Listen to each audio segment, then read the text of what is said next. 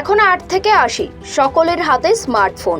সকলে মজেছেন নেট দুনিয়ায়। ফোন করা, গান শোনা বা ভিডিও দেখা কিংবা কেনাকাটার পর আর্থিক লেনদেন। আধুনিক সময়ে স্মার্টফোন ছাড়া জীবন অচল। কিন্তু এই স্মার্টফোন এবার নাকি আর প্রয়োজন হবে না। উল্টে নতুন ভাবনার মাধ্যমে স্মার্টফোনের যাবতীয় কাজ সেরে ফেলতে পারবে আম জনতা। তেমনই দাবি বিশ্বের অন্যতম ধনকুবের ইলন মাস্কের। মাস্কের সংস্থা সূত্রে খবর, তাদের তৈরি চিপের সঙ্গে কৃত্রিম বুদ্ধিমত্তার ডিভাইসের যোগ থাকবে। অস্ত্রোপচারের মাধ্যমে মস্তিষ্কের স্নায়ুতন্ত্রে যুক্ত হলে কাজ শুরু করবে ওই চিপ। এরপর গ্রাহক যা ভাববেন সেই মতো বিষয়বস্তু তৎক্ষণাৎ মস্তিষ্কে আসতে শুরু করবে। উদাহরণ হিসেবে বলা যায়, চিপযুক্ত গ্রাহক কারো সঙ্গে ফোনে কথা বলতে চাইলেন, সঙ্গে সঙ্গে সেটা করতে পারবেন তিনি। তবে এর জন্য স্মার্টফোন ব্যবহার করতে হবে না তাকে।